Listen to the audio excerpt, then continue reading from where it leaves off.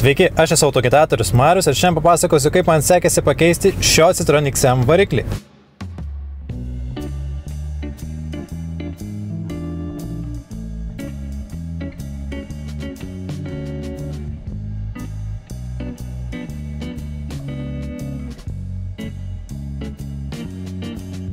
Tai grįžkime į 2020-uosius, kai aš važiavau į Vilnių filmuoti Regio Porsche 924 ir senasis variklis tyliai išleido visus tepalus į nežinia kur, nei išmetimo sistemą, nei išorę.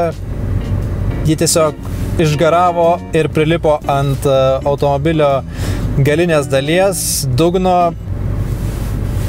Tuomet sekė ilga diagnostika, stengiausi išmėginti keletą metodų, kurie kuo tiksliau pasakytų, kas tai mašinai atsitiko. Ir pamažu visi metodai pradėjo rodyti link problemos su stūmoklio žiedais. Galiausiai nutariau nuimti galvą ir pasižiūrėti, kaip yra iš tikrųjų.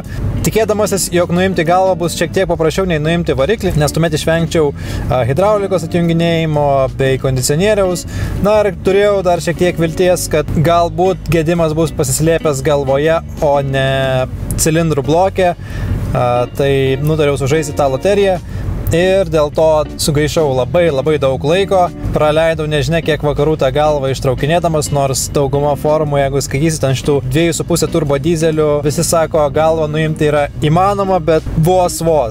Realiai aš dar vis dabar nežinau, kaip jie tiksliai išėjo tenai iškrapštyti, nes galiausiai atjungus visas tas šlangų ir laidų džiunglės ir priėjus prie pačios galvos, tiek mažai vietos yra gale tarp kolektoriaus ir ugniasienės. Nuim gal ir pavyko, bet uždėti, jeigu būtų reikėję, tai būtų iš viso.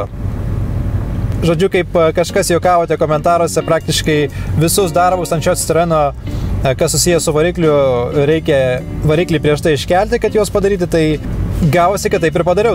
Tai kaip išsiaiškinom, trečiajam cilindrai įvykęs katastrofinis gedimas.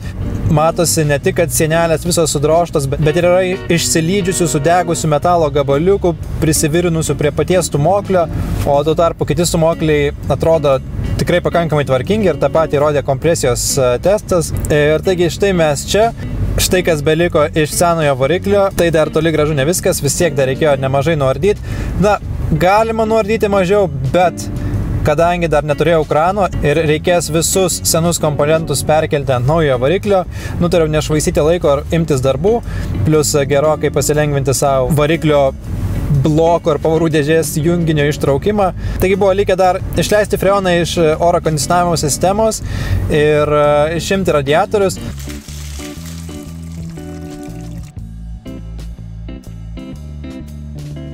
Nuėmiau generatorių, nuėmiau oro kondicionieriaus siurblį. Toliau reikėjo atjungti hidraulikos vamzdelius, nuimti reguliatorių ir viltis, kad hidraulikos sistema yra sandari ir automobilis nesugalvos nusmukti į apačią, nes labai patogu prie jo dirbti, kai jis yra aukščiausioje padėtyje.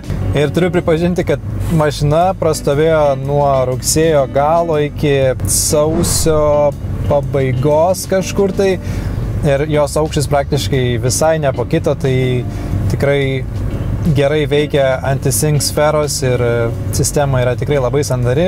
Ir toliau beliko pusašiai ir žinoma variklio pagalvės. Pradėsim nuo ilgojo pusašio, štai pavarų dėžė. Toliau pusašis turi savo pakabinamą įguolį. Na, toliau eina granata. Reikės nusiardyti pakabos elementus, kad atitraukti ratą tolyn ir viskas turėtų išsimti. Pusašis čia nėra daugiau niekaip pritvirtintas. Tai daugiausiai problemų sukėlė stabilizatoriaus traukių antgaliai, nes jie prisisuka veržle ant sriegio ir į tą sriegį viršuje įsistato raktelis, kuris yra per mažas realiai tokiem užpuvimam, kaip tos traukės būna, tai po to tiesiog varžtas sukasi su visų šarnyrų viduje, ypač jeigu jis yra išsimalęs, kaip ant mano varianto. Ir teko išsitraukti savo metalo pjaustymo įrenginuką.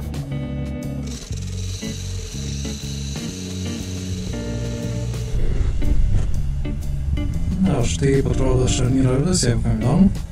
Stengiausi nieko nepažeisti, dėjau apsaugas aplinkui ir gavosi visai neblogai, tik tai užtruko labai nemažai laiko. Taigi išpjovus stabilizatoriaus traukės, toliau komponentai išsiardė santykinai lengvai, nes vairo traukės dar buvo keistos visai nesenai. Taigi štai tas Citroeno pusašis, ilgokas, pakabinamas guolis. ir jo kita dalis. Palauk. Tai čia tas pusašis. Ar belieka šią pusę sukabinti taip, kad jinai stovėtų tvirtai, tai įkišti atgal pakabos elementų ir prisukti ratą, kad nestovėtų mašina ant keltuvų ir jack standų. Ir iškrapščius pusašius artėjo momentas, kada reikia statyti kraną ir traukti lauk šį vargšą variklį. Kliūtis, kurias numatau, tai tikiuosi šitas visas variklio pagalvės kranštinės nusims su tais dviem varžtais. ABS blokas teko jį palikti, nes nuardyti tikrai yra per didelė kančia. Atrodo kaip iš pragaro. Mano planas buvo toks, kadangi mano garažo grindys yra nelygios ir vieta yra ribota, yra kalniukų, griovelių ir krano ratai yra metaliniai, tai tiesiog traukti variklį yra labai nepatogu. Aš, kadangi dirbu vienas, tai pasirinkau tokį variantą, kad pakabinau variklį ant krano, atkabinau visas variklio pagalves, su, žinoma, tokiais XM-iniais momentais kaip šis. Misjė, kiek paliekam varžto atsukti variklio pagalviai? Pusę varžto. Ta prasme, kad niekaip nepavyktų ištraukti to varžto, nenuleidus kažkaip tai variklį į apačią. Ir ta prasme, mes nepaliksim kitokių išeičių, nes čia galėtum visą šitą kontrapciją bandyti ardyti, atsukinėti. Tada kaip seksis kelti viršų, labai vidutiniškai. Monsieur, salut la voiture horrible! Kranui laikant patį variklį, atkabinau variklio pagalves ir tuomet beliko atsargiai stumti automobilį atgal, kad variklis liktų kabėti savo vietoje ir automobilis tiesiog nuvažiuotų nuo jo. Toks buvo planas. Taip, tai dabar keliu variklį tiek, kad praeitų ABS bloką ir tuomet galėčiau stumti mašiną atgal.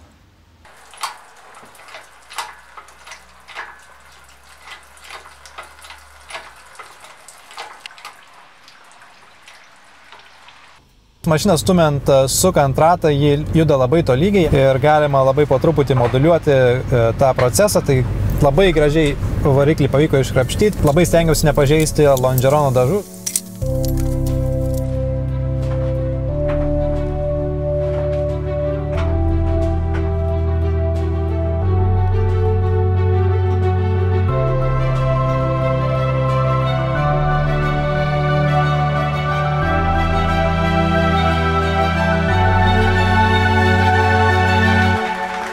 Ir štai čia aš darau reveransą, nes man tikrai buvo smagu pagaliau iškrapštyti šią iš savo XM-o.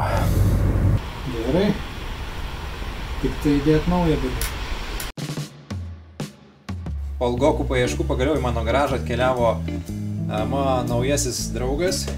Tikiuosi, šitas yra 96 metų XM-o 2.5 turbo dizelis, atkeliavo iš Kauno ir taip, tai yra katė maiše. Aš tikėtina, kad žinau ir esu matęs skelbimuose, kokiam Citroene šis variklis buvo prieš tai.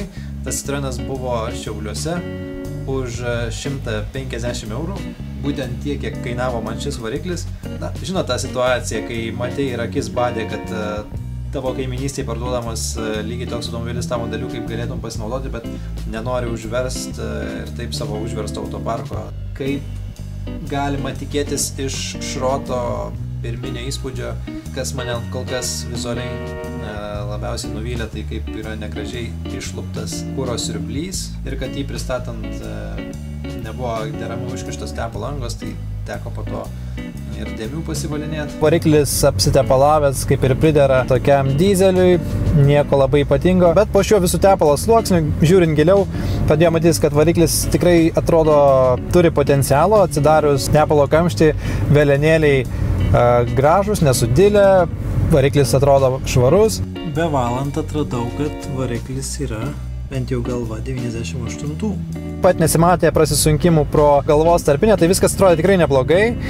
Na, išskyrus, žinoma, tą didelį storą mazuto sluoksnį, kuris lydėjo visą šį darbą.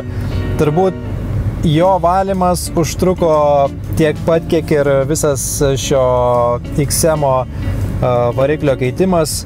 Ne tik, kad norėjusi padaryti, jog variklis derėtų prie likusios XM-o būklės, bet ir tiesiog dirbti žiauru yra, kai imi viską mazutina ir pirštinės iš karto pasidaro juodos, bet kita medalio pusė yra ta, kad nuvalius komponentus, kuriuos ištraukiau iš šio XM-o, dauguma jų stulbino, kokios būklės jie išsilaikė, galbūt tas mazutas buvo geras antikorozinis ir toksai kaip mumifikatorius, nes po juo išsilaikė gamykliniai dažai ir kodai, spalviniai žymėjimai ir taip toliau. Buvo tikrai smagu, tokį, galima sakyti, archeologinį darbą dirbti. O daugiau šitie priekaištai bus tikrai menki.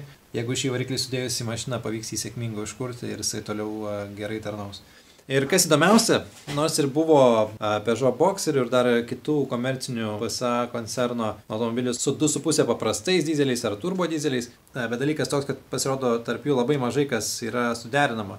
Labai įdomu, kad Citroenas padarė šį variklį tiek kitokį nuo viso koncerno.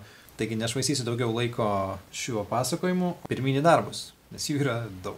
Na ką, ėmiausi tokių standartinių darbų, galbūt išėjau mūsų variklį, keičiau visus riebokšlius iš eilės. Sunku visus dabar prisiminti ir suskaičiuoti, bet kurį mačiau, realiai tą riebokšlį ir keičiau.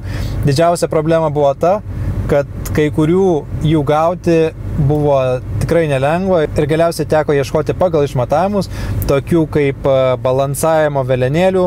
Geras metas pakalbėti apie vieną šio variklio įdomybę, tai nėra labai unikalus daiktas, bet vis tiek visai įdomu. Šis variklis be pagrindinio diržo, kaip minėjau, turi dar ir balansinį diržą ir štai daugmaž kaip jis veikia. Yra du balansiniai velenai iš kiekvienos pusės, štai jie matosi čia iš šono eina per beveik visą variklio ilgį. Ir jie yra sujungti su alkūniniu velenu, štai per šį skėmulį, čia dadasi pagrindinis, o čia yra šitas keistas dvigubas diržas. Ir šie velenai turi po balastą, jie nesisuka tolygiai. Štai pasižiūrėkime ant naujojo variklio, čia jau nuėmęs su tą diržą, nes keičiau riebokšlį. Taigi, kai jis pasuksi ir jisai grįžta. Pasukus grįžta. Ir jie veikia priešingom fazėm, kad kompensuotų 4 cilindrų sukuriamą jėgų disbalansą, nes 4 cilindrų variklis nėra natūraliai subalansuotas kaip tarkim 6, jėgos neatstoja viena kitos, todėl jisai yra, taip galim pasakyti, šiek tiek grubiau dirbantis variklis. Na, žinoma, per metus inžinieriai jau tą gerokai išsprendė, bet kadangi čia dizelis, tai jisai linkęs būti agrarinis ir traktoriškas. Ir iš tikrųjų turiu pripažinti, kad jie visai veikia, ypač kai pradedi judėti ir važiuoja autostradoj, tai variklis dirba labai lygiai. Na, kaip ir visas Citroenas, už kiekvienos tokios prabangos slypi papildomas remontas, ar jis to vertas ar ne, spręskite patys. O dar yra dalykas, kad šios velinus, žinoma, reikia balansuoti, taigi pastatomas variklis į aukščiausią tašką, tuomet yra po skylutę ant kiekvieno velino, čia galima įdėti patogiai grąžtelį, užfiksuoti, viską sudėti ir tuomet užveržti, tai yra įtempėjas. Taigi viena dalis yra balansavimo velinėlių sustatymas į vietas, o kita yra degimas. Taigi šį veliną, kad nuimtis, ganėtinai sunkiai nusiema ir yra minkštas, netgi su guoliu nuėmėju yra labai nepatogu prieiti ir nelabai yra vietos, bet šis metodas puikiai veikia, atsargiai, jeigu jūsų variklis yra apsitepalavęs, bet šiek tiek pakaitinus, skirtumas yra labai didelis. Na, ant senojo variklio jis nusiėmė ne taip gerai, nes buvo šiek tiek ir prirūdijęs, todėl aš visus komponentus stengiuosi sudėti geriausius ant to, kur įdėsiu į mašiną. Ir štai šis turėtų būti tas gerasis komponentas.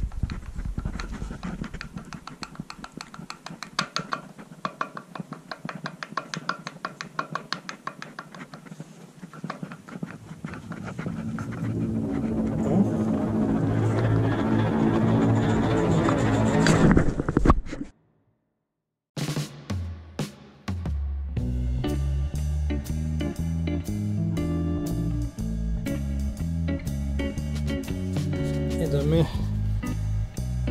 dar viena detalė šios Citroeno.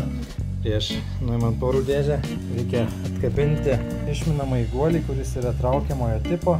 Pradžioje nepavyko rasti geros informacijos, kaip atkabinti tą išminamąjį guolį, nes jų būna keletas tipų. Tad nutariau pasinaudoti tokiu metodu, kurį naudoja ant senųjų Mitsubishi Eclipse, kiek žinau, tiesiog atsukti visą diskatorių. Štai kaip veikia tas tas išsukimas. Jinai telpa truputį peties. Ir turėtų atsisukti su tokiu visai smagiu dulkių debesiu.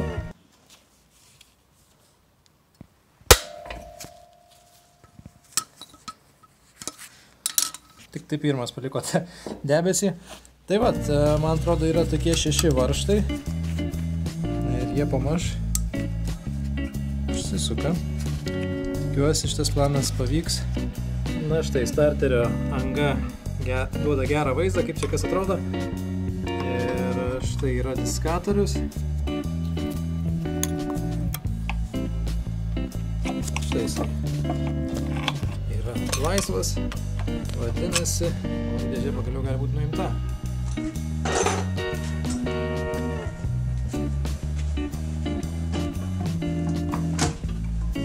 O, kaip gražiai.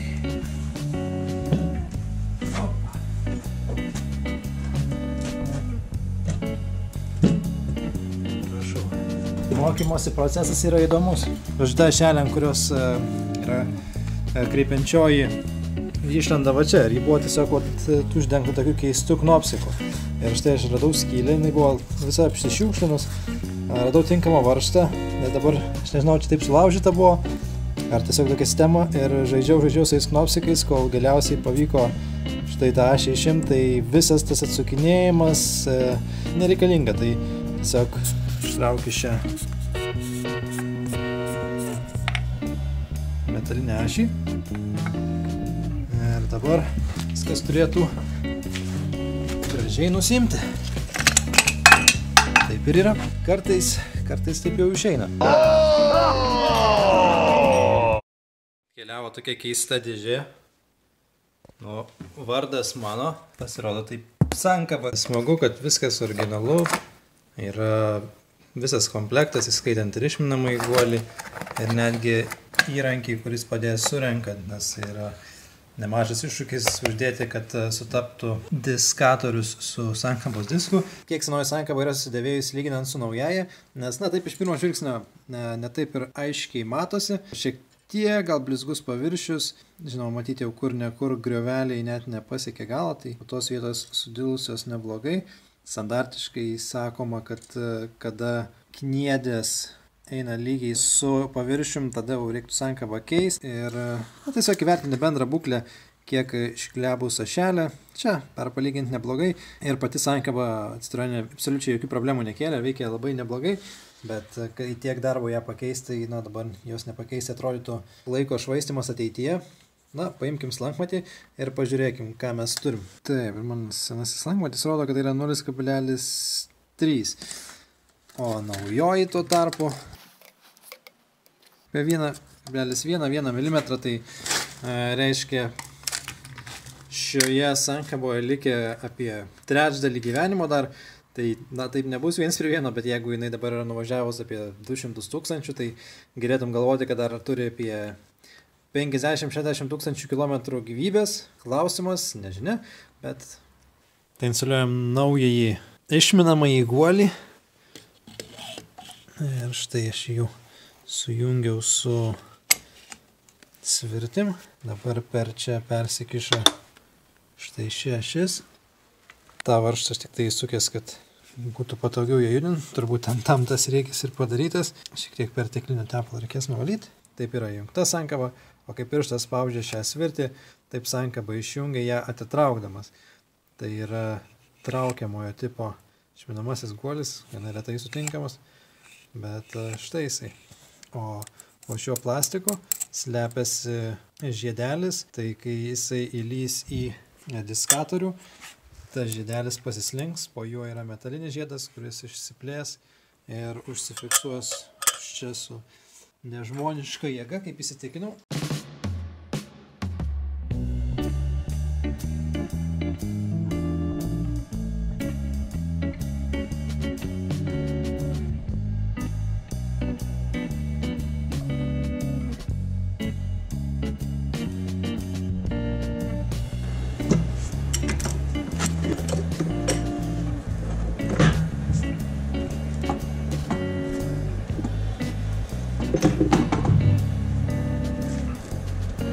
velnių prašymą pagaliau įvyko ši santuoka. Tikiuosi, ji tarnaus, kol mirtis juos išskirs. Dabar tik tai beliko, jeigu atsimena tą išminamąjį guolį, reikia jį užfiksuoti. Turėtų pasigirsti toksai kliktelėjimas, tai pabandom paspausti. Taip, tai aš atstovausiu atbulinį sankabos pirštą, paprastai čia stumia. Dabar reikia patraukti, na ir klausom. Čia buvo tas garsas, kuris reiškia, kad viskas. Išminamasis guolis dabar yra užfiksuotas visam laikui.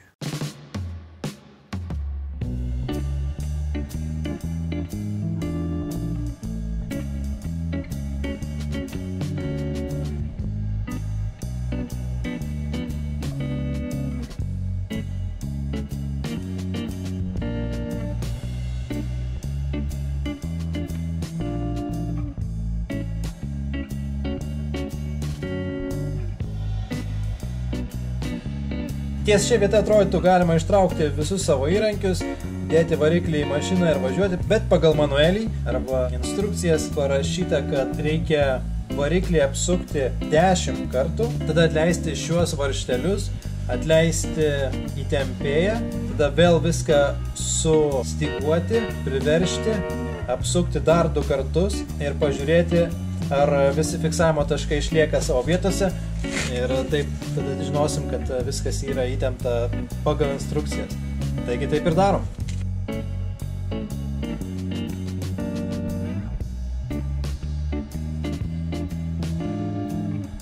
Galima pasižiūrėti, kaip susidės tie mano specialūs įrankiai. Pradėkim nuo kuro pompos. Esam su paskirstymo vėlinėliu. Visi spec įrankiai susidėjo į jiems skirtas vietas, kaip ir turi būti. Taigi reiškia, kad degimas susidėjęs teisingai. Aišku, tą sužinosim vėliau, bet tikiuosi ne per vėlai. Na, bet kol kas aš jokios klaidos nerandu. Tai nepyk ateities Mariau, jeigu kažką pražiopsojau. Na ir žinoma, po to, kai surinkau variklį, reikėjo paruošti variklio skyrių ir ten padaryti kelis darbus prieš jį įdedant. Na, variklio skyrius. Šiek tiek pavaliau. Čia buvo nutekėjęs akumuliatoriaus rūgštis kažkada, bet čia visiškai paviršinė rūdis. Dar vienas darbas, kurį reikia padaryti išėmus variklį, nes taip standartiškai ant XM keičiasi vairo trukmės guma. Na, juokauju žinoma, bet dabar tą padaryti tikrai turėtų būti visai patogu. Na va, kažkur 15-20 minučių užtrukau, bet pakeičiau ne tik šitą, dar ir tą gumą, kartu ir šitą, nes jau vis tiek čia tvarkau, tai greitai keičiasi. Būtų žodžiai, kuriuos aš sakyčiau, jeigu būčiau tvarkęs kažkurią kitą mašiną, nes šiandien yra ne tik vakaras, bet tai yra kitos dienos vakaras, nes reikėjo ir dalių gauti. Galvoju, turėtų būti toksai terminas, kai pradedi kažką daryti ir įvyksta tokia visa eilė negrįžtamų darbų, kuriuos turi padaryti, kad pakeistų tokią smulkmeną realiai. Tokį XM aš šiandien pakliuvau, kad uždėti tą gumą. Čia panašu dėl to buvo šitas maišas uždėtas, kuris pusę velnio savo darbo atliko. Čia prisitvirtina prie hidraulinės rankos. Niekas neužsidės per tą pirštą, tai žodžiu reikia išsukti vidinę traukės angelį, kurio gumos nuimti man nepavyko jau, kaip matosi. Bet čia eina žiedas labai stiprus toksai, kurio vis dar neišeina nuimti. Tai nuėmus tą žiedą, pasidariusio vietos, nėra, kiek žinau, dantų ant šito traukės angelio, nes jisai sulindęs į vidų, tai tik tai santechniko replės tam tinka. Po to, štai čia atsukau varžtą, nusiema, pasislenka biškį hidraulinė ranka ir tada galbūt va taip va išeis uždėti. Na gal tuo pačiu tikiuosi ir tą maišą pavyks pakeisti. Taigi nežinau, kiek dienų, valandų praleidau tą variklį puoselėdamas, tikrindamas, keisdamas, ieškodamas tų detalių ir pamaž sujungiant geruosius komponentus su naujoju varikliu susilipdė šis darinys, kuris, nežinau, gal aš dėl to, kad prie jo leidau labai daug laiko, bet jis man ėmė atrodyti tikrai visai gražus. Na ir taip, tas variklis yra per daug komplikuotas, mano manimu, ir Dyzelis turėtų būti ne tik ekonomiškas, bet ir svarbiausia yra jo patikimumas. Gražiai, lygiai dirbantis, švelniai pliusas, bet aš dėl to nekeisčiau patikimumo. Nepaisant to, iš arti savom rankom tą inžineriją pačiupinėjus ir viską, tai imi įvertinti geriau ir galbūt dėl to jis man dar labiau prigijo. Ir tuo pačiu nutariau nebegaišti daugiau laiko ar dėti tą variklį atgal, tad netgi nefilmavau ir galiu pasakyti tik tiek, kad jis įdėjo atgal praktiškai taip pat, kaip ir išsiėmė. Prieš surenkant viską iki galo patikrinau naujojo variklio kompresiją. Taigi nedidelis tiesos momentas. Iš tikrųjų labai didelis. Pažiūrėsim, ar šitas variklis bent kažko yra vertas. Pradedam vėl nuo ten, kur baigėm ant praeito variklio. Na ką, bandom.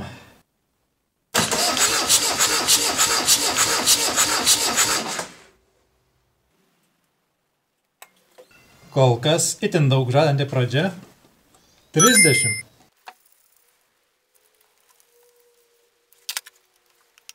Žiūrim, kaip gretimas cilindras.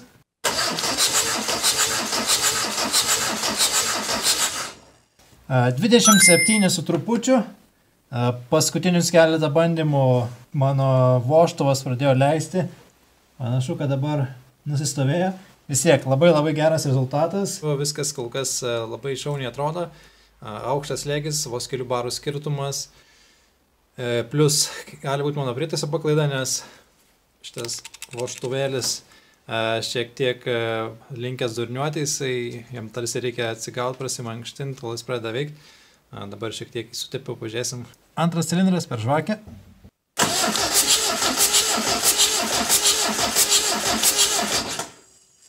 Na, gal dar daugiau pasukus būtų daugiau, bet dabar irgi 26. Pirmas cilindras su pakrauto akumuliatorium.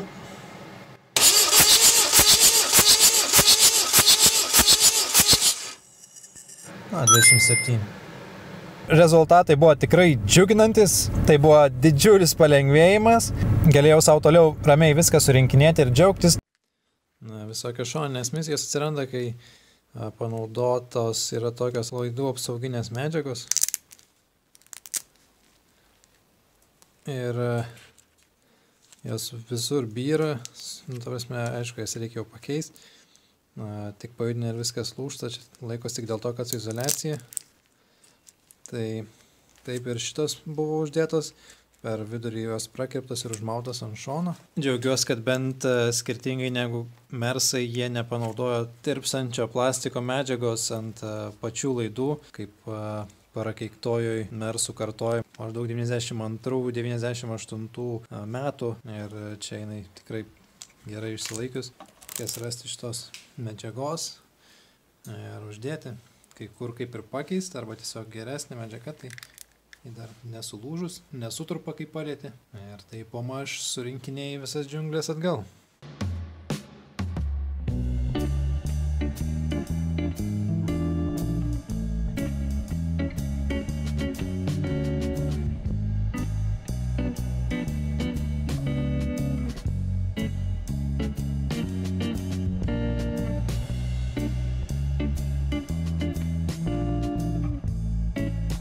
Nebūtinai tai yra visiškai idealu, bet žymiai smagiau, tai laidai yra sutvarkyti ir nelūžta, kai juos pajudini. Dar reikės vieną juostą pagerinti ir bus maždaug viskas tokia. Tikrai ilgoka šoninė misija.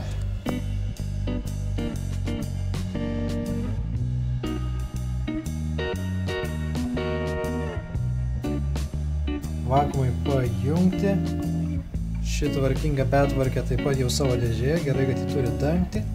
Bet čia viskas taip maždaug ir turėtų būti, nes viskas labai tvarkingai sukrenta į savo vietas, kaip taip galima pasakyti.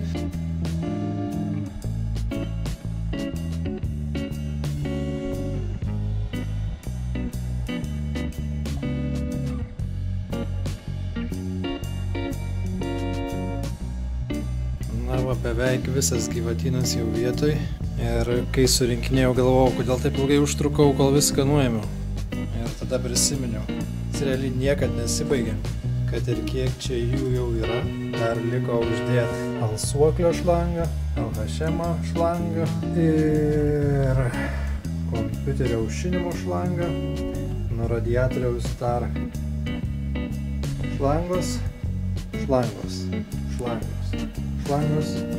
vamzdžiai.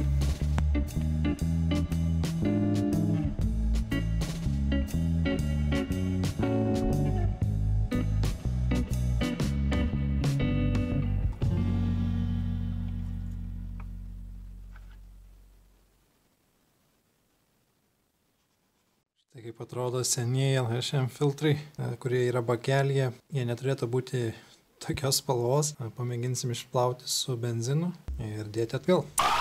Jie turėtų atrodyti labiau tokie, permatomi, švarūs ir jie keliauja štai čia. Vienas statosi į šią tūtelę, o kitas užsimauna ant gretimos.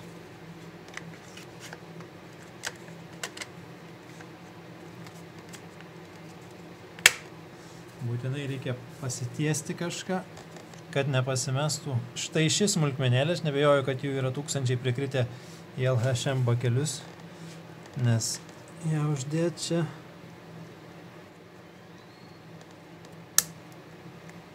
O, uždėjau lyg tai ne pirmą kartą darydamas. Praeities Marius sakė, kad aš atsiminsiu, nuo ko šitą detalę. Bet kažkaip rinkau tą mašiną ir kaip jos neprireikia, taip ir neprireikia. Ir priejau tą tašką, kur galiausiai viskas atrodo taip. Dabar jinai ten turi įsidėti. Ir paaiškėjo, kur jos trūksta, tai yra kapoto troso tarpinė tokia. Išsiaiškinau tik taip pagal kodą pasižiūrėjęs internete. Kažkaip visai neatsenu jos ardant, taip jau kartais būna, bet tų detalių čia yra viena kita. Palyginti neblogai pavyko atsiminti ir taip. Ir kai ką Citroenas tikrai neblogai pažymėjo ir padarė, kad viskas taip plius minus sukrenta į savo vietas. Tai kažkaip tai bandom ten. O, ne tiek ir baisiai, kai žinai, ką reikia išimti ir kaip. Štai yra tas sujungimas, kurio kažkaip nesimatė, jis buvo paslėpęs po viskur. Tai bandysiu dabar įsprausti ir turėtų būti gerai.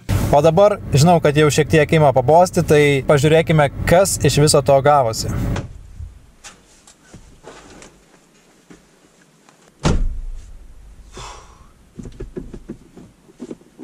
Pradžiai pasuksiu neįjungęs mobilizerio, kad užsipumpuotų tepalas.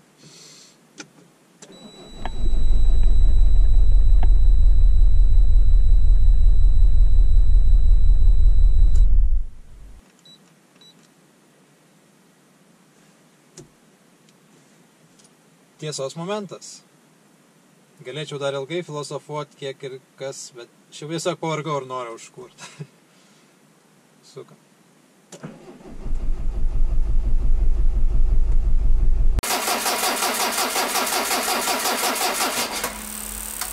Sukam dar kartą.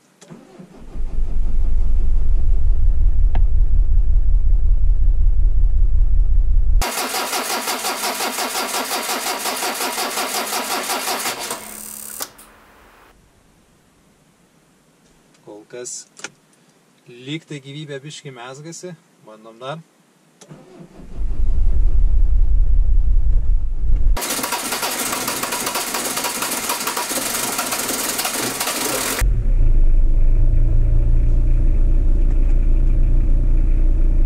Einam žiūrėti, ar nebėga tragiškai kokie nors skysčiai.